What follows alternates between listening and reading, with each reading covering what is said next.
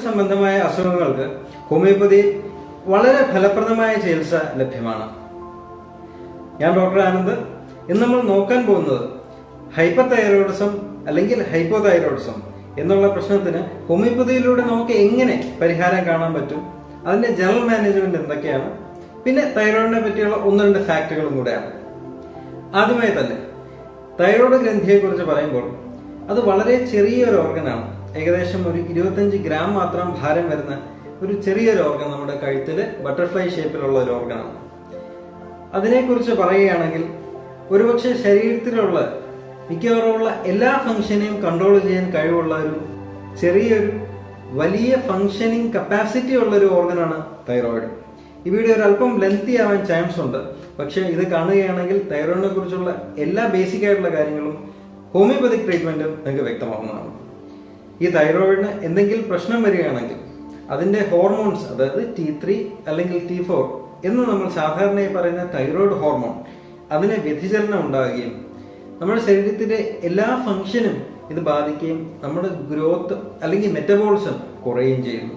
ഇതിന് മൂലാധാരമായിട്ടുള്ള കാരണം TSH ആണ്, T3 ആണ്, T4 ആണ്. പിറ്റ്യൂട്ടറി എന്ന് പറയുന്ന ഒരു ഗ്രന്ഥി നമ്മുടെ ബ്രെയിനിന്റെ താഴ്ഭാഗത്തായിട്ട് പ്രസന്റ് ആയിട്ടുണ്ട്. ആ ഇരിക്കുന്ന ഗ്രന്ഥിയിൽ കൂടെ TSH അല്ലെങ്കിൽ തൈറോയിഡ് സ്റ്റിമുലേറ്റിംഗ് ഹോർമോൺ എന്ന് പറയുന്ന ഒരു രാസവസ്തു പ്രൊഡ്യൂസ് ആവുന്നുണ്ട്. അത് തൈറോയിഡിലേക്ക് വരുന്നുണ്ട്. T3യും T4ഉം അല്ലെങ്കിൽ തൈറോയിഡ് ഹോർമോൺസിന്റെ കൂടുതലായിട്ടുള്ള പ്രൊഡക്ഷൻ ഉണ്ടാക്കാൻ അത് സഹായിക്കുന്നതാണ്. അങ്ങനെ TSHന് വ്യതിചലനം ഉണ്ടാകുമ്പോൾ അത് ഡയറക്റ്റ് ആയിട്ട് തൈറോയിഡിനെ ബാധിക്കുകയും തൈറോയിഡ് ഹോർമോൺസ് ഉണ്ടാകുന്നത് കുറയുകയോ കൂടുകയോ ചെയ്യുകയോ ഉണ്ടാകുന്നു. അതിനാണ് ഹൈപ്പർ തൈറോയിഡിസം അല്ലെങ്കിൽ ഹൈപ്പോതൈറോയിഡിസം എന്ന് പറയുന്നത്.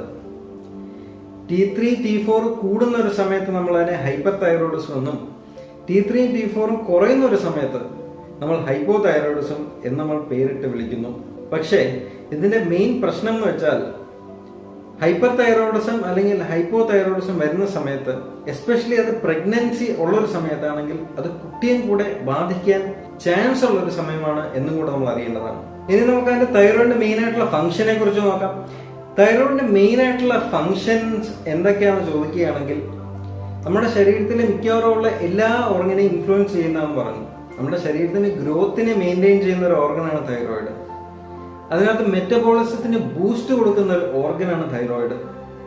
ഇത് റിലീസ് ചെയ്യുന്ന മെയിൻ ആയിട്ടുള്ള ഹോർമോൺസ് തൈറോയിഡ് ഉണ്ടാക്കുന്ന T3 ഉണ്ട്, T4 ഉണ്ട്, അതുപോലെ കാൽസിറ്റോണിൻ ഉണ്ട്. ബേസിക് ആയിട്ട് തൈറോയിഡിന്റെ പ്രശ്നങ്ങളെ കുറിച്ച് നമ്മൾ പറയുകയാണെന്നുണ്ടെങ്കിൽ ഹൈപ്പർ തൈറോയിഡിസം ഉണ്ട്, ഹൈപ്പോതൈറോയിഡിസം ഉണ്ട്, ഗോയിറ്റർ എന്നുള്ള വേറൊരു വിഭാഗമുണ്ട്. അതിന്റെ കൂട്ടത്തിൽ തന്നെ വേറെ ഇൻഫെക്ഷൻസ് ഉണ്ടാകാം, ഇൻഫ്ലമേഷൻസ് ഉണ്ടാകാം, ഓട്ടോഇമ്യൂൺ ഡിസീസ് ഉണ്ടാകാം, ഹാഷിമോട്ടോ തൈറോയിഡൈറ്റിസ്, അങ്ങനെയൊക്കെ ഡിസീസുകളുണ്ട്, പ്രശ്നങ്ങളുണ്ട്. ഏറ്റവും കൂടുതൽ പക്ഷേ കാണപ്പെടുന്നത് ഹൈപ്പർ തൈറോയിഡിസം അല്ലെങ്കിൽ ഹൈപ്പോതൈറോയിഡിസം എന്ന് പറയുന്ന ഈ പ്രശ്നം തന്നെയാണ്. ഏറ്റവും കൂടുതൽ ഇത് കാണപ്പെടുന്നത് സ്ത്രീകളിലാണ്. ഏകദേശം 60% 70% ഇത് സ്ത്രീകളിലാണ് കാണപ്പെടുന്നത് എന്ന് പഠനങ്ങൾ കാണിക്കുന്നുണ്ട്. ഇനി എന്താണ് ഹൈപ്പർ തൈറോയിഡിസം ഹൈപ്പോതൈറോയിഡിസം എന്ന് നമുക്ക് നോക്കേണ്ടതായിട്ടുണ്ട്. അങ്ങനെ നോക്കുമ്പോൾ T3 അല്ലെങ്കിൽ T4 കൂടുന്നൊരവസ്ഥ ഉണ്ടാകുകയാണെങ്കിൽ അത് ഹൈപ്പർ തൈറോയിഡിസം. ഹൈപ്പർ എന്ന് വെച്ചാൽ കൂടുതൽ. അപ്പം T3യും T4ഉം കൂടുന്ന ഒരവസ്ഥ ഉണ്ടാകുമ്പോൾ അതിനെ ഹൈപ്പർ തൈറോയിഡിസം എന്ന് വിളിക്കുന്നു. ഈ ഒരു അവസ്ഥയെ നമ്മൾ സാധാരണയായി നോക്കുകയാണെങ്കിൽ നമ്മൾ നേരത്തെ പറഞ്ഞ TSH കുറവായിരിക്കും. കാരണം TSH ആണ് കൂടുതലായിട്ട് T3യും T4ഉം ഉണ്ടാക്കാൻ സഹായിക്കുന്നത്. അത് ഓൾറെഡി കൂടി നിൽക്കുന്നുണ്ട്, TSHന്റെ അളവ് കുറയുന്നു. അതായത് T3 T4 കൂടുതലും TSH കുറവും ആയിട്ടിരിക്കുന്ന ഒരു സമയമാണ് ഹൈപ്പർ തൈറോയിഡിസം. ഹൈപ്പർ തൈറോയിഡിസം എന്ന് പറയുന്നത് നേരെ ഓപ്പോസിറ്റ് ആണ്. അത് ഞാൻ സെപ്പറേറ്റ് പറയുന്നില്ല, നിങ്ങൾക്ക് ഊഹിക്കാവുന്നതായിട്ടേ ഉള്ളൂ. ഹൈപ്പർ തൈറോയിഡിസിനെ കുറിച്ച് പറയുമ്പോൾ അത് കൂടുതൽ ആക്ടിവിറ്റി ആണെന്നുണ്ടെങ്കിൽ അതിന് നേരെ ഓപ്പോസിറ്റ് ആണ് ഹൈപ്പോതൈറോയിഡിസം. ഹൈപ്പോ എന്ന് വെച്ചാൽ കുറവ്. എന്തിന്റെ കുറവ്? T3യുടെയും T4യുടെയും കുറവ്. തൈറോയ്ഡ് ഹോർമോൺ ശരീരത്തിൽ കുറയുന്നു. അതിന് കാരണം എന്താണ്? അതിന് കാരണം പലതുണ്ട്. അതിനകത്ത് മെയിൻ ആയിട്ടുള്ള കാരണം നമ്മുടെ TSH കുറയുന്നതാണ്.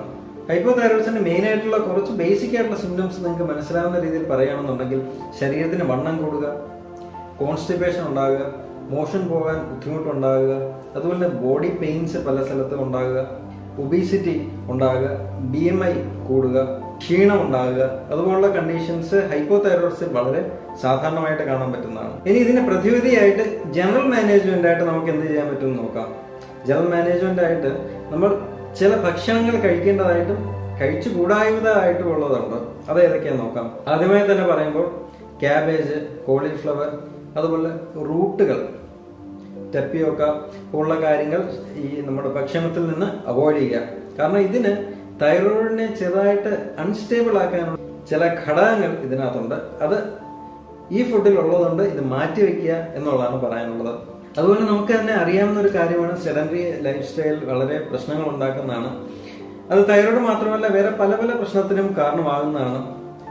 അതുകൊണ്ട് നമ്മൾ അതിന്റെ ആ ഒരു ലൈഫ് സ്റ്റൈൽ മാറ്റി കുറച്ചുകൂടെയൊക്കെ ഒന്ന് വർക്ക് ഫിസിക്കലായിട്ട് ചെയ്യുന്ന ഒരു രീതിയിൽ ആക്കുകയാണെങ്കിൽ എല്ലായിടവും ബ്ലഡ് സർക്കുലേഷൻ കിട്ടാനും കൂടുതലായിട്ട് എൻഡോർഫിൻസ് ശരീരത്തിൽ റിലീസ് ആകാനും തൈറോയിഡ് മാത്രമല്ല വേറെ പല അസുഖത്തിൽ നിന്നും നമുക്ക് മുക്തി നേടാനും ഇത് വളരെ വലിയൊരു കാര്യമാണ്.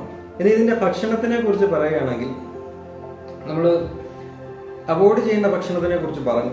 ഇനി മെയിനായിട്ട് നമ്മൾ കഴിക്കേണ്ടതായിട്ടുള്ള ഭക്ഷണങ്ങൾ കൂടുതലായിട്ട് അയഡിനുള്ള, നമുക്ക് എല്ലാവർക്കും അറിയാം അയോഡൈസ്ഡ് ഉപ്പ് നമ്മളെല്ലാം കഴിക്കുന്നതാണ്. കൂടുതലായിട്ട് ഹില്ലി ആയിട്ടുള്ള ഏരിയാസിലാണ് അയഡിന്റെ കുറവ് മെയിനായിട്ട് ഉണ്ടാകുന്നത്. പിന്നെ സീ ഫുഡ് കഴിക്കാൻ ശ്രമിക്കുക, ഫിഷ് കഴിക്കുക. അതിനകത്തൊക്കെ ജസ്റ്റ് അത് ഈ അയഡിന്റെ മാത്രമല്ല പക്ഷെ വേറെ പല ഘടകങ്ങളും അതിനകത്ത് ഉൾപ്പെട്ടിട്ടുണ്ട്. പ്രോട്ടീൻസ്, വൈറ്റമിൻസ്, കാർബോഹൈഡ്രേറ്റ്സ് കുറഞ്ഞതായിട്ടുള്ള പ്രോട്ടീൻസ് കൂടുതലായിട്ടുള്ളതുമായിട്ടുള്ള അത് വണ്ണം കുറയ്ക്കാനും ശരീരത്തിന്റെ എനർജി കൂട്ടാനും വളരെ ഇമ്പോർട്ടൻ്റ് ആണ്. അതുപോലെ മുട്ട വളരെ ഇമ്പോർട്ടൻ്റ് ആണ്. സോയാബീൻസ് എന്ന് പറയുന്ന അവോയ്ഡ് ചെയ്യേണ്ട ഘടകങ്ങളിൽ ഒന്നാണ്. കാരണം അതിനകത്തെ ചില കണ്ടന്റ് തൈറോയ്ഡ് ഗ്രന്ഥിയെ മോശമായി ബാധിക്കാൻ ശക്തിയുള്ള ചില ഘടകങ്ങൾ അതിനകത്തുണ്ട്. എല്ലാവരും അത് അവോയ്ഡ് ചെയ്യണം എന്നല്ല, എങ്കിലും പ്രശ്നം ഉള്ള ആൾക്കാർ അല്ലെങ്കിൽ അതിന് ടെൻഡൻസി കാണിക്കുന്ന ആൾക്കാർ മാക്സിമം അവോയ്ഡ് ചെയ്യുക എന്നുള്ളതാണ് പറയുന്നത്. സോയാബീൻ മാത്രമല്ല വേറെ റിഫൈൻഡ് ഓയിൽ, ബേക്കറിയിൽ നിന്ന് വാങ്ങിക്കുന്ന ഐറ്റംസ്, വനസ്പതി പോലുള്ള ഓയിൽസ്, സാച്ചുറേറ്റഡ് ഓയിൽ, അതൊക്കെ നമ്മുടെ ഫുഡിൽ നിന്ന് മാറ്റണം എന്നുള്ളതാണ്. ഇനി നിങ്ങൾ എല്ലാവരും കാത്തിരിക്കുന്ന വളരെ പ്രധാനപ്പെട്ട ഒരു സെക്ഷനാണ് വരുന്നത്. അതാണ് ഹോമിയോപ്പതിക് മെഡിസിൻസ്. ഏതൊക്കെ മെഡിസിനാണ് വളരെ സാധാരണമായി കൊടുക്കുന്നത് എന്നുള്ളതാണ് ഞാൻ ഇതിലൂടെ പറയാൻ ഉദ്ദേശിക്കുന്നത്. ആദ്യമായി തന്നെ നാട്രമ്യൂർ എന്ന മെഡിസിൻ, എസ്പെഷ്യലി വളരെ കനം കുറഞ്ഞ ആൾക്കാർക്ക് നാട്രമ്യൂർ എന്നുള്ള മെഡിസിൻ നമ്മൾ വളരെ ഇൻഡിക്കേറ്റ് ചെയ്യുന്ന ഒരു മെഡിസിനാണ്. അതുകൊണ്ട് വളരെ വണ്ണം കൂടിയ ആൾക്കാരിൽ കാൽക്കറി കാർബ് എന്ന് പറയുന്ന മെഡിസിൻ ഇൻഡിക്കേറ്റ് ചെയ്യുന്നുണ്ട്. അതിന് വേറെ പല മെഡിസിൻസും ഇൻഡിക്കേറ്റ് ചെയ്യുന്നുണ്ട്. അതൊരു കൺസൾട്ടേഷനിലൂടെ നമ്മൾ മനസ്സിലാക്കേണ്ടതാണ്. കാരണം അതിനകത്ത് തൈറോയിഡിനം 3X, കാലി അയോഡേറ്റം, അയോഡം, അതുപോലെ തന്നെ തൈറോയിഡിനം, സെലീനിയം എന്നുള്ളതൊക്കെ പറയുന്ന മെഡിസിൻസ് വേറെ പലതുമുണ്ട്. ഹോമിയോപ്പതിയിൽ ഡിസീസിന് മാത്രമല്ല പക്ഷെ ഡിസീസ് ഉള്ള ആ ഇൻഡിവിജ്വലിനാണ് നമ്മൾ മെയിൻ ആയിട്ടുള്ള ട്രീറ്റ്മെന്റ് കൊടുക്കുന്നത്. അങ്ങനെ കൊടുക്കുന്നതിലൂടെ ആ ഡിസീസ് മാത്രമല്ല ഡിസീസ് ഉണ്ടാവാനുള്ള കാരണം തന്നെ മാറുന്നു എന്നുള്ളതാണ്. അങ്ങനെ സംഭവിക്കുമ്പോൾ ആ ഡിസീസ് പിന്നെയും റിക്കറന്റ് ആയിട്ട് വരാനുള്ള ചാൻസ്, മരുന്ന് കഴിച്ച് അസുഖം മാറിയാൽ പിന്നെ മരുന്ന് കഴിക്കേണ്ടാത്ത ഒരു അവസ്ഥയും നമുക്ക് സൃഷ്ടിക്കാൻ കഴിയും. ഒരു കംപ്ലീറ്റ് ആയിട്ടുള്ള ക്യൂർ, നാച്ചുറൽ ആയിട്ടുള്ള സൈഡ് എഫക്റ്റ് ഇല്ലാത്ത ഒരു ക്യൂർ ആണ് ഹോമിയോപ്പതിയിലൂടെ നമുക്ക് ലഭിക്കുന്നത്. അപ്പോൾ സാധാരണമായിട്ട് ഞാൻ എൻ്റെ ക്ലിനിക്കിൽ വരുന്ന പേഷ്യൻസിന്, തൈറോയിഡിനുള്ള പേഷ്യൻസിന് എസ്പെഷ്യലി കൊടുക്കുന്ന മെഡിസിൻ എന്തൊക്കെയാണെന്ന് ചോദിച്ചു കഴിഞ്ഞാൽ നാട്രമ്യൂർ, കാൽക്കറി കാർബ്, എസ്പെഷ്യലി ഇത് ഹയർ പൊട്ടൻഷ്യലാണ്, വണ്ണം പൊട്ടൻഷ്യലാണ്. പിന്നെ സെലീനിയത്തിന്റെ കുറവ് മാറ്റാനായിട്ട് സെലീനിയം കൊടുക്കാറുണ്ട്, എസ്പെഷ്യലി 6X ആയിട്ട് കൊടുക്കുന്നുണ്ട്. അയോഡം കൊടുക്കുന്നുണ്ട്, ബ്രോമിയം കൊടുക്കുന്നുണ്ട്. അതിന്റെ പൊട്ടൻസി കുറച്ച് അങ്ങോട്ടും ഇങ്ങോട്ടും മാറുന്നുണ്ട്.